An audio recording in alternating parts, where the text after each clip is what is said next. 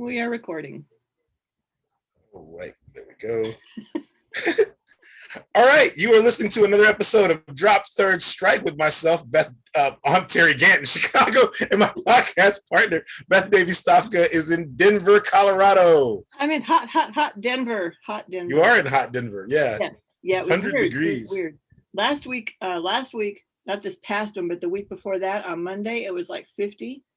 And by Thursday, it was like 90. And yeah, that's miserable. Things really change around for this. And like now it's just like hot all the time. We're done being cool at all. We're just gonna be hot. Yeah. Drought season. Yeah. Now you gotta watch the mountains for the smoke. Yeah, that's right. We gotta watch out for the smoke. So far so good. Okay. You know? So yeah, fingers crossed. I don't know if Coors Field is up to full capacity yet or not. Whether they are or not, they will be. They lifted restrictions here in Chicago on Friday, so they did, yeah. This weekend's games are full capacity games. Yeah, so we might already be there here because I saw a headline that the Rockies team itself were the fastest to being vaccinated. And okay. So that might bode well.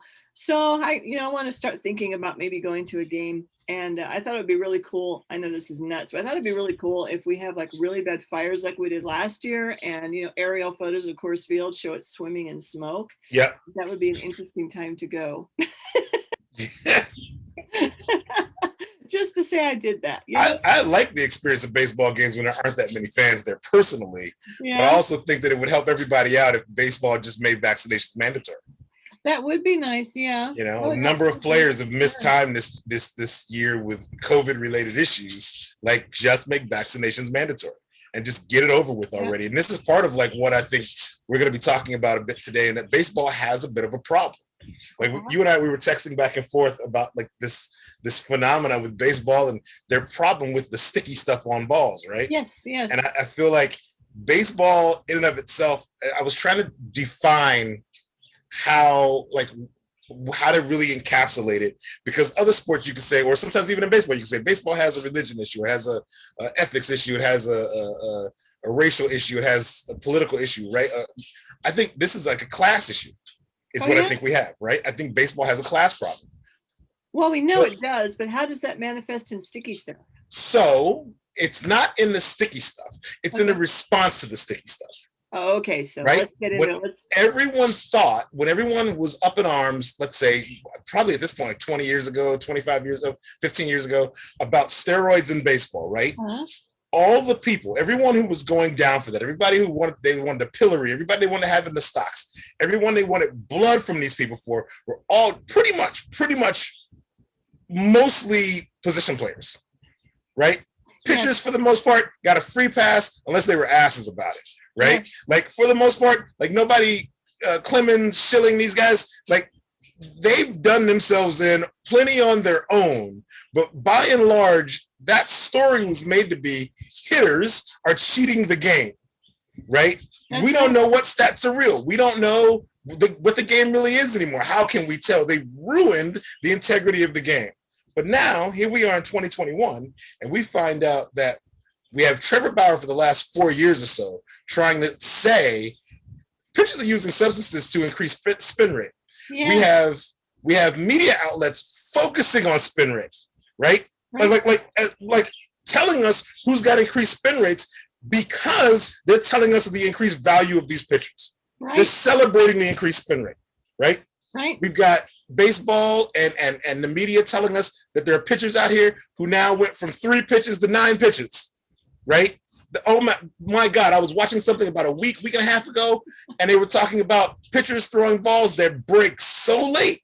They're like impossible to really get like good swings on, because you think you've got one pitch coming at you, but in reality that pitch is about to drop out of the zone at the last minute. Yep. And it's like mediocre pitchers that become Steve Seaver.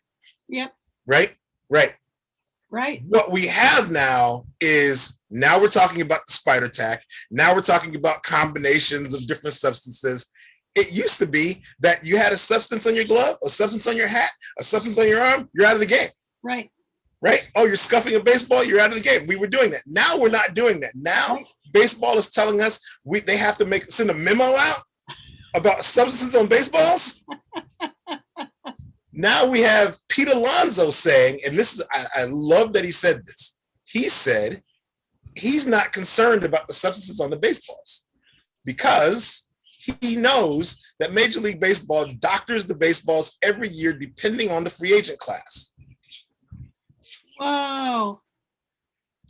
The free agent class of hitters coming out, a bunch of hitters about to get a bunch of money, you're about to get a bunch of juice balls because a bunch of hitters have to look, those price tags are being justified.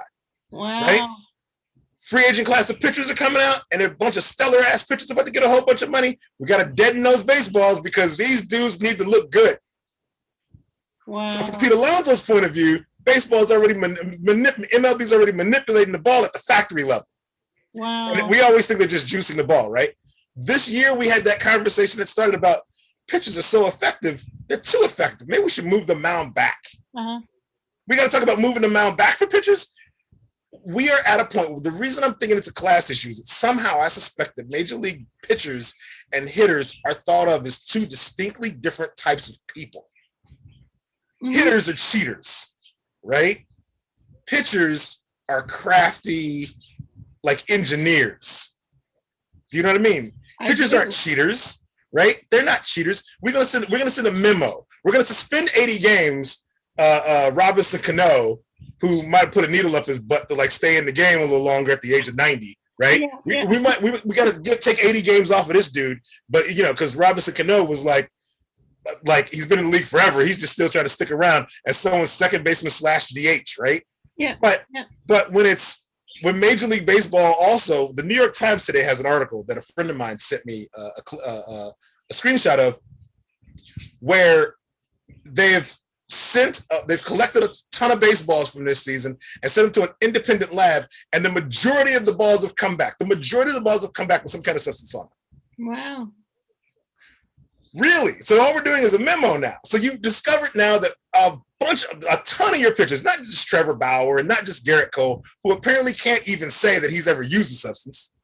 Well, Garrett Cole, because I guess here's my question. Yep. Sorry to interrupt. This is relevant now. Of those balls that have come back with substance on them, yep. Going to Pete Alonso's point, how many of those balls have substance on them from the factory, and how many of them have substance because a pitcher has added substance? Yeah, these were balls that were collected from games. Okay. So this is balls, what I'm guessing, Spider Tack, rosin, combination of rosin and motor oil. I don't know what the hell they're using. I've heard outfielders have to say that when they're getting balls, like they're digging balls out of like the vines or in the corners or whatever, the balls are disgusting. Yeah. Whatever you're doing to put on that ball, you've put so much of it on the ball. It's so much of it there. It's on outfielders' hands. Yeah. It's not like you just made the ball a little bit of slick to get a little movement on it or something like that. Nah, you've made that ball it's a biohazard issue now, right? Like it's a contamination zone, and players don't want to touch the damn balls. They'd rather you hit the ball out of the park. Right. Yeah. And don't throw it in the stand. You might hurt a child, like cancer down the road or something. Yeah, like when it's a hitter doing the pine tar on the bat, or whatever the hell that is. Like when they're doing that kind of thing, the cork bat, then we get all up in arms. We have a situation now where let's say a guy is on human growth hormone or taking some supplements or doing whatever he's doing to be a little more effective. He hits a baseball, the baseball is just hit, right? His home run, his double, whatever, the ball's in play, it's moved, that incident is over with, right? But if pitchers are putting stuff on the ball now as a matter of course, that ball is now kind of it's a piece of evidence that's there the entire game, but not removed from the game. Right. Now, okay, so I have heard, not personally seen, obviously, that pitchers might throw a pitch, and you can actually see the blue stuff stretching between their fingers and the ball itself. Okay. I think I heard that on the Baseball Tonight podcast. I feel really comfortable about saying that this is happening. Okay. Whereas you remember the famous moment when Lenny Dykstra was with the Phillies, right? And he broke his bat and cork ran all over the field. Yep. So Dykstra was out, right? Yep. That was it. I don't know if he even played after that. He probably did. I'm sure there was like some kind of penalty assessed, but I mean, there was a penalty. You don't do that, or at least don't, prove it. Yep. And yet this is happening. It was back in March, I think it was, on the Baseball Tonight podcast when Buster Olney was reporting that the teams had just gotten this memo that Major League Baseball would be, very seriously threatening the balls this year, blah, blah, Yep. blah. And Buster Olney he just seemed to find this laughable. He said, everybody is doing it. What do you mean you're going to crack down or sort it out or figure out who's doing what through a study? He's like, come on, everybody is doing this. And you're going to figure it out now in 2021. They didn't just start doing this now. Exactly. They were doing it last year and the year before. Exactly. So you knew they were doing it. You only want to fund the study because now you don't want to, like, you hearing about it is embarrassing. Like us hearing about it rather is embarrassing for you. Well, and that's what I've been wondering is like, what is going on? We've been talking about the ball for several years now. Yeah. And, first it was, did they, you had people like, I don't remember who. God, I wish I could remember. I think it was Arietta saying, well, it feels different. Sure. There were several guys who were saying that. Yep. This was in 2019 season. The ball just feels different. And there were, all these arguments about whether the seams were like maybe higher or maybe they were lower or this and that. And then some physics lab did a bunch of studies on whether it was wrapped differently, like all the way down to the core. And yep. Maybe it was, maybe it wasn't. I didn't feel like that was super conclusive, but everybody was all over it, I think is what I'm saying. In 2018, this was going on. So why now? I think that's a really interesting question. And I don't know if it has to do with embarrassment as much as it has to do with what is possibly a very long history and tradition in baseball of trying to tinker with the tools to make the game more attractive. Yep. And they're just doing even just going from the dead ball to the live ball era. That was an attempt to make the game more exciting, make it more competitive, make it more attractive to fans, right? Right. One might argue, and I don't want to topple any icons here or tip any sacred cows, but one might argue that there was an overall understanding among ownership that bringing Negro League players into baseball would bring in a lot more excitement to the game because you have a higher level of play. I mean, there was like a definitely financially driven decision there. I'm not saying that people didn't understand it was the right thing to do. I just don't think that it was only a moral impetus. Right. And so this is how baseball has always been. Does that make it right or wrong? That's a question we can get into, but isn't this how baseball's always been? Why do we know more about it now? Well, do we? I mean, I don't know. Like, I don't know that this is unusual, I guess is what I'm saying. I think it needs to be done. I think moving the mound is ridiculous. Right. I think it's really ridiculous to talk about how you want to back off pitcher skills so that hitters can look better. That's really ridiculous, especially if the balls are just widespread doctored. Yep. Making a fundamental rule change because people are throwing doctored balls is just ridiculous. Right. The doctored balls you supplied them with. We've talked about that several times, how really stupid that is, move the mound. That's like the last thing. And also we couldn't think of a way to move the mound that would advantage everybody, right? Right. So hence our idea of the mound on a conveyor belt, and you just said it. If you told me you wanted to move the mound as a matter of pitcher safety, yeah, I might say you have an argument. Oh yeah, right? Because I got to see guys like save their own lives out there if the ball comes straight back to them. Now that we're so into exit velo, right? Like now we're really paying attention to balls coming off of bats at 108 miles an hour. Yeah, sure. Move the mound then so we can save a pitcher's bacon. I'm fine with that.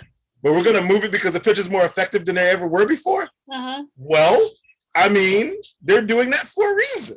Yeah, exactly. Yeah, you might actually think, hey, I want to pitch in the major leagues. I want to do it my whole life. I want a good 20-year career as a pitcher, which is already saying a lot. You have to be super durable to do that.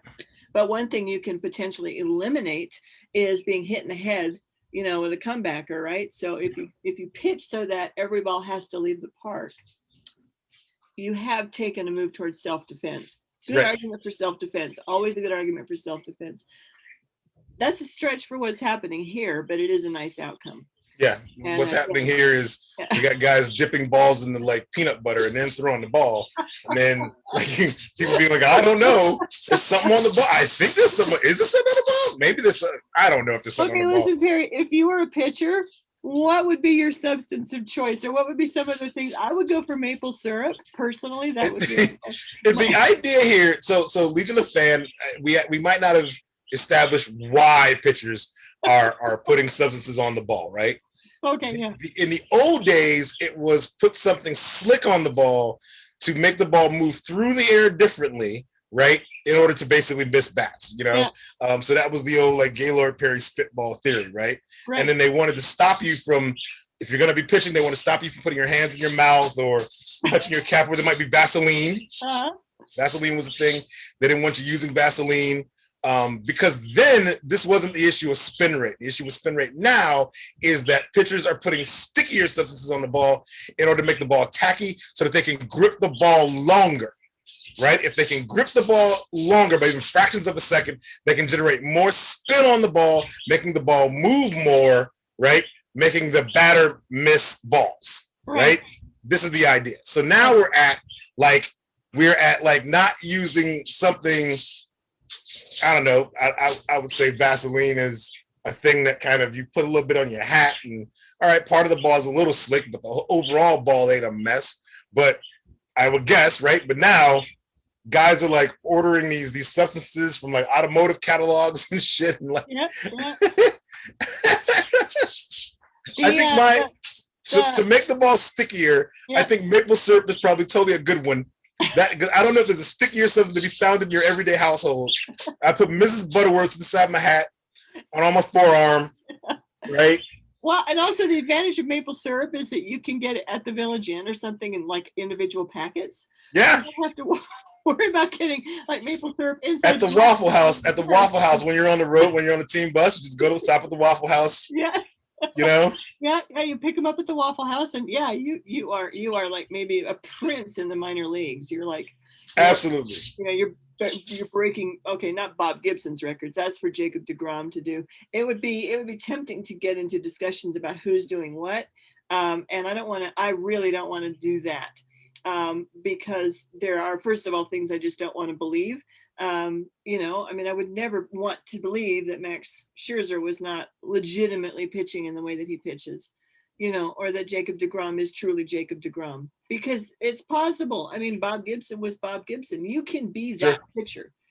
I think the same as with deGrom and with Scherzer and with Trevor Bauer. They're such good pitchers that even without like substances, they're effective. Yeah. You know, they're very effective. Back in March, when Buster Olney first reported on this memo from Major League Baseball, you know, saying, okay, in this coming season, we're going to be studying your balls. Sorry.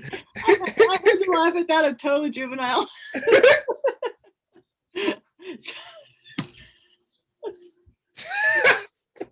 Yep. I'm sorry. Can you imagine? That's what they're doing. Can you imagine getting a memo like that in your the whole memo? So the whole memo. Okay, man, I am like a child. Okay, so great. You get this memo, and like fine, but Olney said that not only is like everybody doing it, but he named the 3 pitchers that he thought would be most affected by this, and they were Trevor Bauer, Yu Darvish, and Carlos Rodon. Okay. So I think Trevor Bauer has been so upfront about this, you know, hey, if you use this substance, it'll do this. Well, if you use this, okay, I'm using this substance and it's doing this, you know. I mean, and he was saying, I'm using the substance because these other guys are using these substances and I'm getting annoyed by it. I wish baseball would do something about it, but you won't, so I'm going to use it now. Yeah, I'm going to use it now. And it took me back to the steroid era. I'm going to say the 1990s. I think where it really first got my attention was in 1993. It might have been 1994. And it was an article in the Denver Post, which, you know, still came to the door, right? And as newsprint that you could wrap things in. And they had, you know, reporters like people on the sports beat and who were dedicated to the Rockies. And this guy had gone and interviewed Rocky position players who were not willing to go on record. They were speaking anonymously. and they were saying that they did not want to take performance enhancing drugs, but if they did not, they would be washed out of the game. Yeah. So yeah, that's a side effect. That's real. Makes it really ugly, that makes it really ugly. And as a matter of fact, that pissed me off so much that I kind of missed the 90s. Yeah. Because I was, and who I was angry with was the union for not protecting, the most vulnerable in their group. I'm always angry with unions for that. And I was angry with this union for that decade. And so I kind of watched baseball with a half an eye, because I couldn't totally look away. I love baseball, but I was just like, this is a bogus game and I don't want to watch it. And then things seemed to settle down I guess it was in 2001. I think it was after the September 11th attacks, and I started really watching the Yankees and the Mets, that woke up something in me. And then I just stuck with it. And so, and I'm older. I might not make so radical a decision as I'm not watching baseball. You guys are cheaters and you're hurting people and this and that. Right. But I'm probably going to go ahead and watch, but I'm starting to understand how, we spent a lot of time, a lot of podcasts talking about how baseball is not boring. And in a lot of ways it is not boring, but this is starting to change my opinion about whether baseball is boring or not. Baseball seems to think it's boring. Baseball thinks it's boring. Yeah. This is why you're doing it, right? Like you're doctoring balls, and you're letting pitchers put substances on balls and all this because you think your game needs something. Yeah, exactly. But you aren't willing to say that you're doing these things because you think your game needs something. That's true.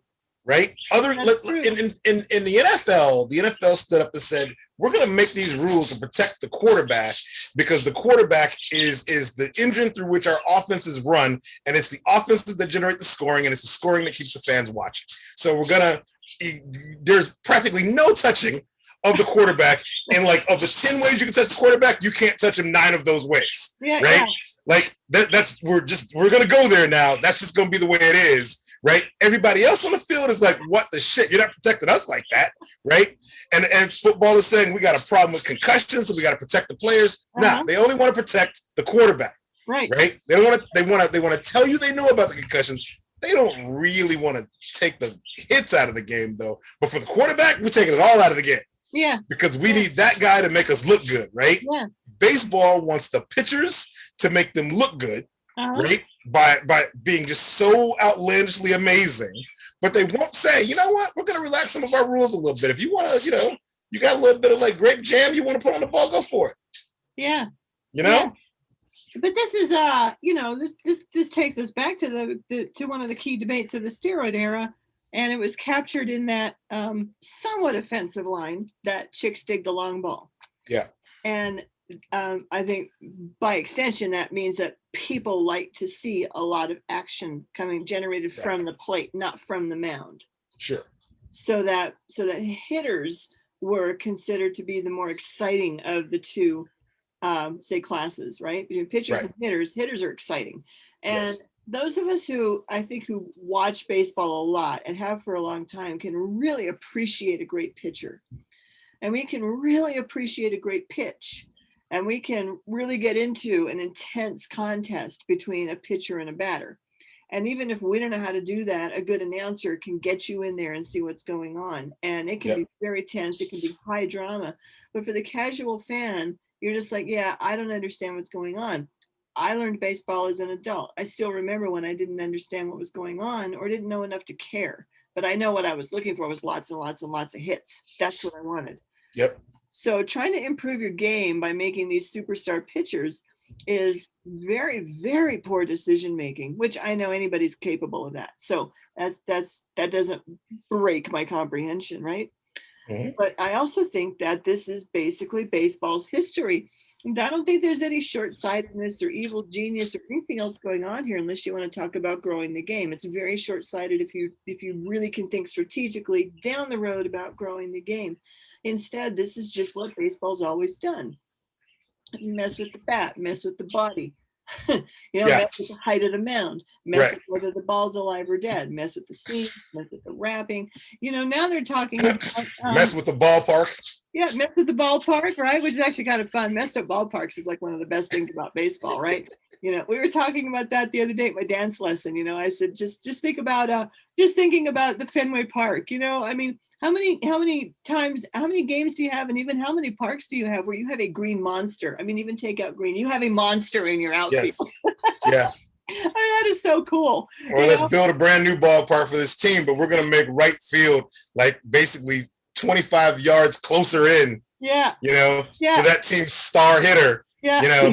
Yeah. Star hitter. We're going to put a pole in right field, right? We're going to put some giant bizarre sculpture right in left field. We're going to put a pool full of piranhas. What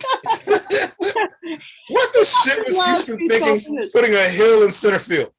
Guys, like, mess with the ballpark all you want, but let people have some autonomy, have some agency. Let them have autonomy over their bodies. Yes. And making them take human growth hormone or to stay in the game, or who knows, to be able to compete because they know other guys have done it. Yeah. And it makes you better, right? And you want to be at least as good as that guy who's better because he's doing that.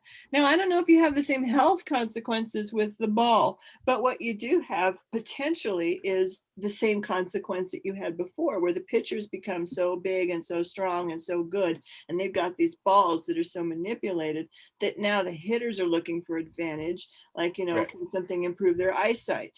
Or I need an arms race. No, sorry, you can't have video. I need video. I need to know what that guy did. They took the video away. Yes, they did. That was a problem. Suddenly now we can't use Apple Watches. Yeah, I can't use Apple Watches. We can't have absolute in-game video, so I know what the hell this guy's out here throwing. So I can we at least use trash cans?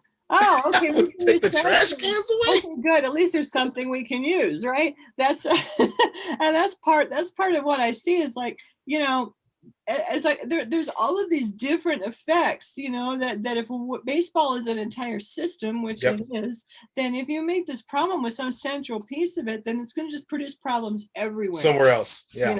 Okay, so that needs to be fixed. So good on you, Major League Baseball, for cracking down. But okay, what's going to happen? What's going to happen? Are you going to be able to really transform your culture that quickly, right? To rescue a reputation which is pretty shaky.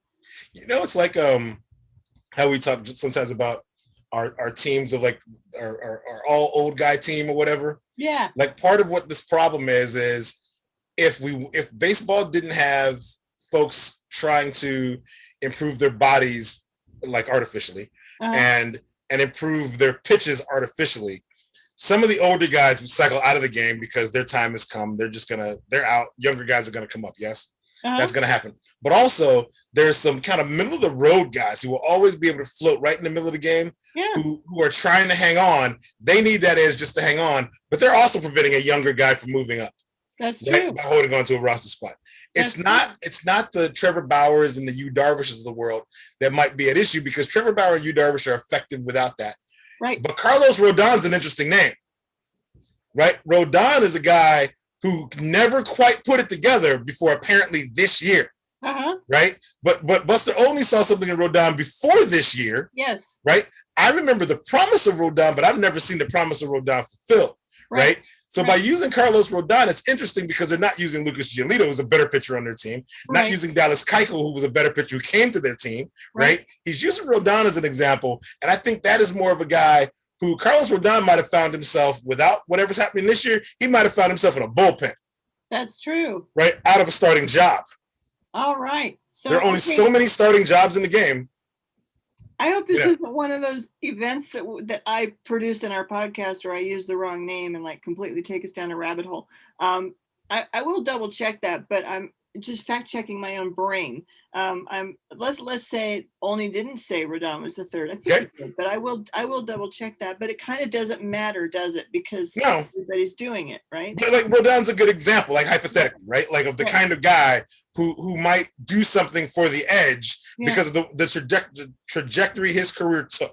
Yeah. Right. Yeah. And he's not like every team's got a guy who everybody thought was going to be their ace or their number two, who's effectively worked himself into like a number 4 spot. Right. And at some point, that's not like you're not bouncing back to ace from that usually, right? There's not a lot of guys who are the ace on your team, and then somehow they go into your bullpen and become your closer for 5 years, and then they go back to being your ace again. There's one Josh Schultz. Like, there ain't a lot of those guys, right? Yeah. So it's guys doing these things because it's like, man, if I go to the bullpen, there's some hot fireballer from Australia who's gonna kick my ass. Right. Like, you know, like there's gonna be somebody who is already suited for that gig mentally and physically, right? And I'm going to compete for a spot with that guy. That's going to be harder for me to do. I need to keep this spot here. That's right. That's right. So that actually raises another really interesting question. So Carlos Rodon, I'll just say Buster Olney, if I accidentally attributed the wrong third name to you, yes, I apologize in advance. Okay. But this has opened up a really good line of inquiry. So let's take Rodon as a hypothetical. Yeah. Whether he is or not. Now, if we're saying everybody's doing it, then it's fair to say he is. But it's also a really good question because everybody's doing it, which is kind of like one of those general statements, and wasn't only doing math on this. So, is there a way to determine whether one is or is not using these what we'll call foreign substances, or is just everybody doing it? So I think one, he might be right in that everybody's doing it. But two, the time in which I know you can tell that somebody's doing a thing is the umpire takes the damn ball. Yeah. How many times the umpire, like a ball was fouled and like just fouled back, and the umpire picks the ball up, throws it out, and gives you a new baseball? Yep. Right? How is the umpire not checking the ball? Right. Right? The umps have basically been told not to. Don't worry about it. Right? So if the umpires just go back to doing what they were normally doing, you'd find out, hey, wait, this ball's stickier than it needs to be. Hey, you there, pitcher. We got to talk for a minute, and I'm throwing you out of the game. Yeah. Right? That tells the next guy, ooh, man, I better go wash my forearms off. Get this crap out of my glove. Yeah. Like that's basically the easiest way to do it. Right. What are you going to do? Major League Baseball is going to send out these baseballs are fresh and clean. They're fresh and clean when they come out of the truck. Right? But when they get to the teams, they're not. Right. When they come out on the field, they're not. Right. So it's got to be the umpire who says, let me look at that ball. Like the catcher who receives the ball from the pitcher. He's just going to throw it back to the pitcher. Right. He's not going to out his own guy. They come up on the truck and they're fresh and clean. The umpires and their assistants are apparently the ones who do all the mud rubbing. Right. And so it's at that point the chain of evidence, is with the umpire. So the umpire is going to know when he picks that ball up, was that something he handled, and is it in the condition that he brought it into play, right? The umpire can even take that ball, toss it to an assistant guy. Yeah. Say, bag that. We're gonna analyze it, and you'll know in a few days if we're suspending this pitcher. Yeah. Exactly. That's easy enough to do. And that's all you have to do. And there was this kind of brings to mind the event last week, I suppose it was, when I think it was a young powerless Cardinal reliever who got picked on by the umpire and had to change his cap or something. Yeah. Right. And I think Mike Schilt was terribly upset about that. Gave an interesting press conference about that. Said, why this is not the way to do it. Something needs to be done, but this is not the way to do it. This guy's young. Nobody knows his name. He's barely started out. He's just like, gonna pitch 3 batters in the 7th inning. He's not like your starter. He's not your marquee player. He's not the reason people buy tickets. Why do this? Why pick on him? It's almost like sort of saying, well, we got some sacrificial lambs here. Right. You're not asking Adam Wainwright to change his cap. Right. If you're not asking Adam Wainwright to change his cap, why are you asking this guy to change his cap? Right. Yeah. And I mean, and if Trevor Bauer is out there on Twitter for 5 years telling you, I am doing this, this works. Yeah. Why is it a young reliever that nobody knows? Yeah. And I think what that reliever did is he changed his cap with a teammate. Yeah. He walked over to the first baseman and changed his cap with Paul Goldschmidt or somebody like that, which I thought was hilarious. There you go. He's not going back to the dugout to get another cap. He's just going to say, hey, shortstop, give me your cap real quick, and then let me go strike a guy out. That's the way you ought to do it. It is, yeah. Because to Mike Schilt's point of view, what the umpire is doing right there, what he could be doing is helping the integrity of the game, but what he is instead doing, by the way he's chosen to officiate that particular game, the umpire has made himself a story, which we never want to see the umpires make themselves a story. Yeah. I don't care if the umpire asked the young rookie dude to change his cap, right? But this can't be the first guy in this entire series you think should change the cap. Yes. Like his cap was suspect. I His think cap, he bought his cap from a Foot Locker. I think it's just going after a powerless person. Yes. And that bothers me. That bothers me. The powerless are the last people to go after. I feel like some of these guys are so fresh off the bus coming up here that they don't even have entire team uniforms. That dude's cap came from Foot Locker, right? He bought his cap that morning, you know? He's hoping he can keep it. You know, he might be sent right back to AAA Round Rock, right? You know, right after that game. Like, why him? Why not the other guys? Walmart. Come on, like if you think there's something wrong with the cap, then you got to absolutely do something about that, right? But this can't. How is this possible? This is the guy, right? We found our suspect. Right, yeah. Luckily, we figured out the culprit of all the doctored baseballs. He just got up here from AAA Round Rock. Yeah. And it also establishes an unfortunate trend in what they call the narrative, but how we talk about this, because that is, going after a powerless guy and making him change his cap is a way of saying, and I don't even think it's purposeful. I think it's an assumption, and you and I are going to challenge it right now. It's as if saying that the integrity of the game is the same as the integrity of the players, and that is not the case. Right. So if you go after a player who is in no position to talk back to you at all, or to anybody for that matter, and you challenge his individual integrity in a situation that you have created, where if he doesn't do this, he doesn't pitch again in the main. And we also have these things with umpires getting guys reputations, right? Like, because if this guy does say, I'm not changing my cap, then suddenly young rookie dude becomes the around the umpires, the guy you got to watch out for. Right. So now you're calling his balls and strikes tighter. Right. You know what I mean? Like he doesn't need that. So he did the right thing. He changed it because the umpire wanted to change it, and then just go pitch, I think that this is a class issue. That would be the ugly story. Yeah, because it is the class issue. That would be the ugly story to descend on the umpire if this were to go any further, is that he has essentially persecuted somebody who did not create this situation. Oh, Beth, I think we just hit upon another aspect of this thing too. Like, so if we want to clean it up, let's say if we want to clean it up, and I'm the guy who was like, I just didn't care about the steroid issue at all, right? Yeah. I felt like if 50% of the hitters were on some kind of were using some form of steroid or performance enhancing drug, and 50% of the pitchers were using a performance enhancing drug, I felt like that leveled the playing field, in my opinion. Yes. Right. If you didn't know who was using what, all you can do is go up there and pitch or go up there and hit.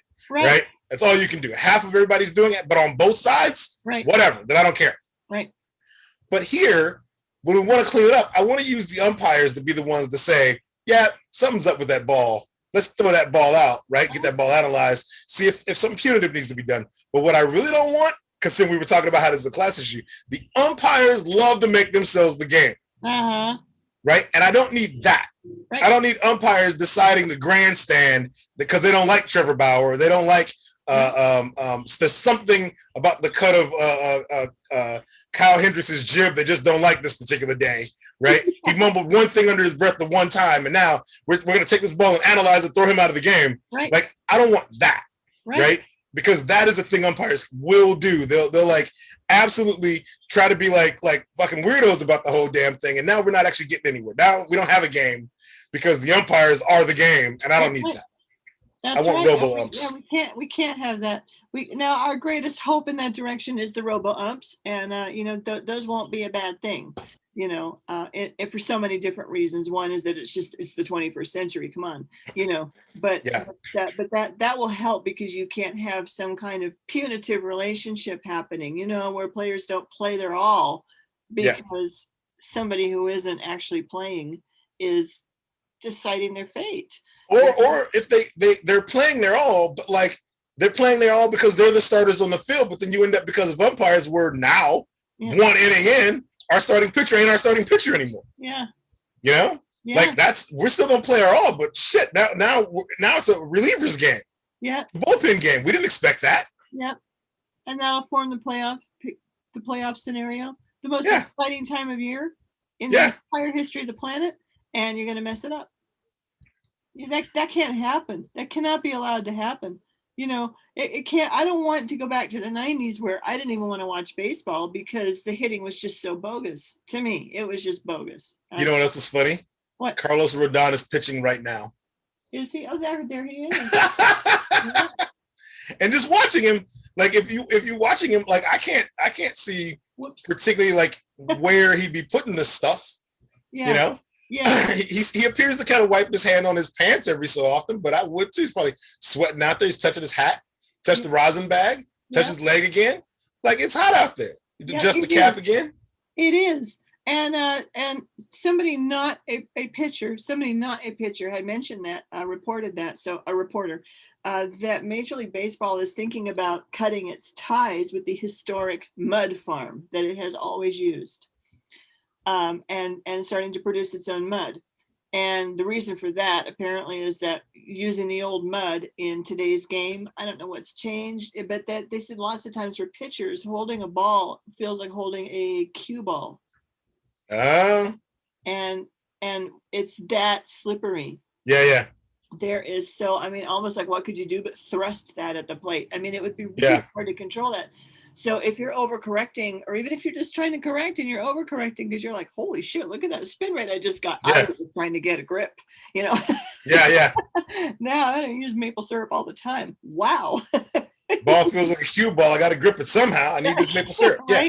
Right. So that's another sort of part of this whole constellation of problems, you know, and again, they have to get mud from different places. They do, yeah, or make their own, like they're talking about. Maybe that's a way to sort of, you know, chemically produce mud that will produce a fairly tacky ball deep into a game, so that you don't, because all the ball has to do basically hit the ground a couple times. Yeah, exactly. And it had not occurred to me that baseball uses a mud farm. Oh, yeah. Someone is producing the dirt. Someone is producing specific dirt. Well, to be trucked into baseball fields. Yeah, but it's someplace. It might like be a riverbank, but it's on somebody's property. And baseball has traditionally, you know, baseball loves its traditions and there is heritage here. Baseball has traditionally. It's like saying when you go to Louisville for your bats, you know, they get a place for the mud. Sure. And now I think they're saying, well, maybe we can't keep doing that. Yeah, maybe we need to really think about the mud. Maybe that mud, you know, maybe we've used it for 70 years or whatever, but we got to stop and we got to do something else. I legit thought all this time that dirt around baseball fields was just some good old landscaping, you know? Like I didn't think that every team in the league was going to the same place for it. Well, I thought that you just get it whatever home and garden center you just need to get it from. Yeah, no, it's just the mud that the umpires rub into the balls before they go into play. That's all. Just the mud rubbing part. Is that mud all comes from the same place. I was not even, I don't think I ever realized this. Yeah, and it's you know, and in a sense that is an incredibly good way to level the playing field because you don't have people fighting over the quality of the mud. You know, I mean, there's so many things to fight about. Everything is at such a high level in the major leagues, you know, that just everything, you know, your edge is like a millimeter of some kind of fine. I'm a 10-year veteran and you've changed the mud on me. Now I gotta have an edge. No, everybody has to have the same mud. It's just the question is, what will the mud consist of, right? Well, my mud's gonna be part marmalade. I'm just telling you right now. I don't trust your newfangled MLB mud. Ah, I like marmalade. Marmalade's a great option, and if you just like put the marmalade into the mud, then you got a nice happy substance again. Yes, good surface, yeah. And maybe you don't have the spin rates that you have right now. This makes me wish that like when I was a kid, I grew up in like, you know, on the south side of Chicago, in a land of apartment buildings where there weren't always that many single family homes, and a lot of times we play ball, we play out in the alley, you know. And if we didn't have like a full complement of guys, we just paid a box with an X on it on a wall and we play strikeout, you know? And we would test out all of our various pitches and all, like a rubber ball. Sometimes we bring a good old like league ball out there, but most of the times a rubber ball, and like, you know, we're just kids. And like we would just be pitching into each other, trying to strike each other out. And I think of all the time I wasted washing my hands before I came outside after breakfast to throw a baseball. Yeah. Right now I live in this I live in this town where there's now almost no apartment buildings anywhere near me. So there's no alley. I have an alley behind me, but the alley, it's all garages, right? Like there's no wall where like grown men can go throw a baseball against it to test out the various sticky things in our fridges. We need walls. Okay, so what if what if baseball was played with rubber balls, just basically rubber balls? Oh my goodness, if baseball was played with rubber balls, Billy Hamilton could hit 30 home runs a year. I know. Like that's what would happen. Like no one would retire. Yeah, that's right. And chicks do dig the long ball, so chicks dig the long ball. I think the concept of chicks dig the long ball has everything to do with a player who would say that is basically telling you that his nightlife after the game would be different with less home runs. Yes, that is. He's a recognizable person in his town. Yeah. And you're about to ruin. I haven't had to buy a drink in 5 seasons in this town. That's right. Right? Like that's what he said. Right? Yeah. Chicks dig the long ball is that I get cheered for what I do here. Yep. And I don't care about any of these guy fans. I'm out here I'm having a night on the town every night after every game. And oh man, if I gotta hit half as many home runs, this is gonna mess up my weekends. That's what that dude's saying. Yeah. Because chicks are not absolutely running around here saying, boy, I in this town, like if you're women who go to baseball games here or even watch them on TV, they'll pretty much, most of them will tell you Javi Baez is like really attractive, right? Oh, Get stuff like that. But like you don't hear them saying, we're going to a Cubs game today, and I really hope Jock Peterson hits a home run today, right? You hope anyone hits a home run today. Because a home run's a good outcome, right? But Javi Baez being really good looking is a thing that like female baseball fans might pay attention to. Like even I gotta pay attention. He's a really good looking dude, right? To the extent that I can represent female baseball fans, I can say yes to that. Like almost all of the Cubs are generally attractive dudes, right?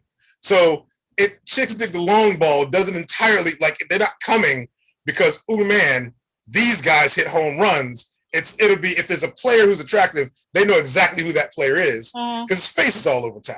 Right? Yeah. But like, it's not. Yeah, anyone on the damn team who hits a home run is a hero that day. That's right. That's right. And it seems to be increasingly the case that that's the only way you're going to get a run. Yes, because they're really concerned with their launch angle and exit velo. Yeah. So on the one side, we have sticky balls. Yep. I'm sorry. I am such a child. Sometimes it works. It works. Baseball did this. It's true. I blame baseball. Yeah. Oh my goodness. Even when you said it, you did the hand gesture too. You put your hand like.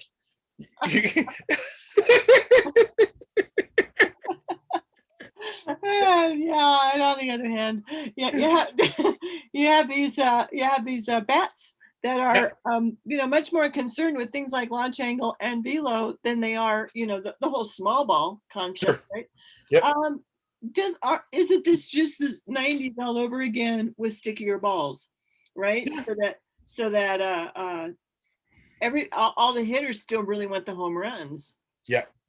Maybe or maybe not. They're taking care of that with some supplements and some chemical resources, but they're also just working incredibly hard in anything off the field that they're doing in order to get very, very, very strong, like mountainous, and that they're working on tuning their bats to get these home run results. Yeah. So this is almost the 90s with better pitching. But it's pitching that's better than what the batters are bringing. Right. And it's also, I think both of these cases are things that we're going to have to see because we just came out of COVID year, right? So you came out of a year in which everyone lost money, allegedly. So if everyone lost money, you don't want to keep losing money. The idea is how can we know fans want to come back. If we just left it up to the fans to come back, I think it'd be fine. Fans would come back. Yeah. But if we give them something to come back for, then we don't risk fans not coming back. And I think this might be where the entire problem is. I think baseball is so concerned they won't get fans back. It's looking the other way on pitchers and their substances, right? While hyping up what batters are able to do with baseballs. Right. People are coming back to baseball games. I don't think you really got to worry.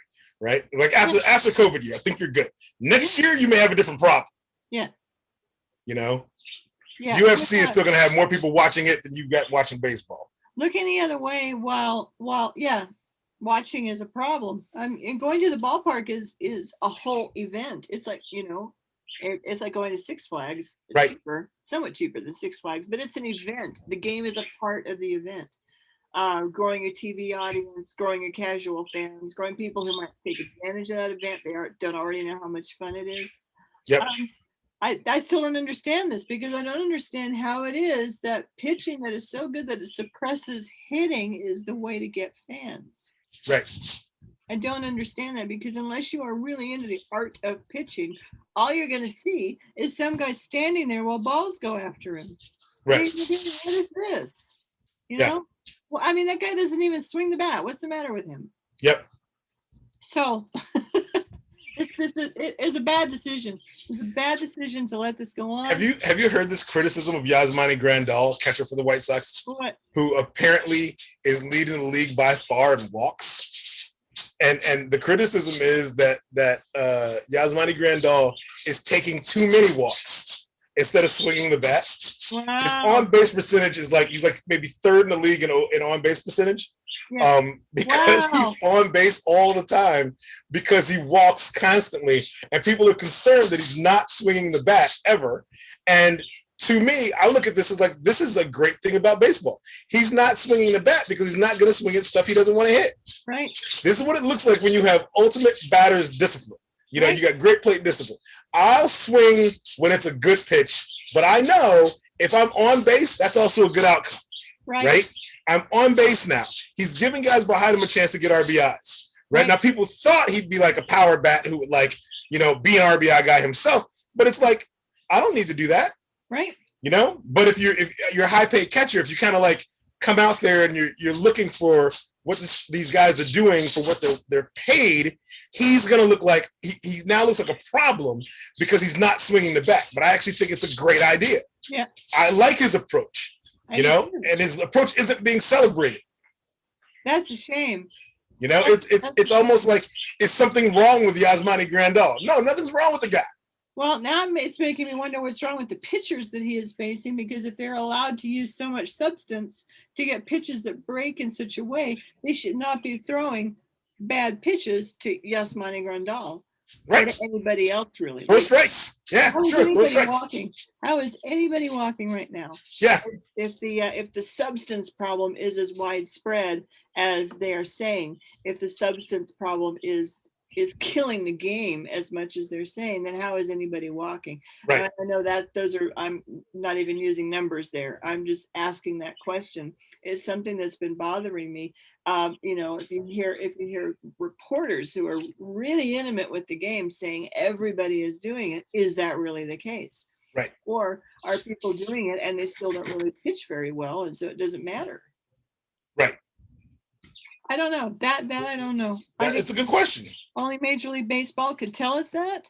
If I'm putting a substance on the ball to aid in my pitching, to give me more spin on my balls, give me more break on my balls, how is anyone walking? How am I not just racking up my strikeouts? Yeah.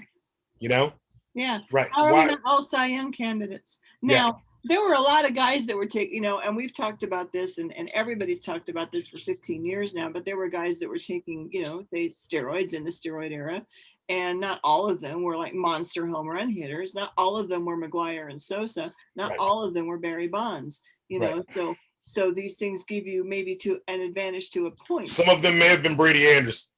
Yeah, that's right. He was one of my favorite players. Dude, 50 home runs from the leadoff position. Yeah. I really hated that era, but I did like it. I did watch a little bit, I admit.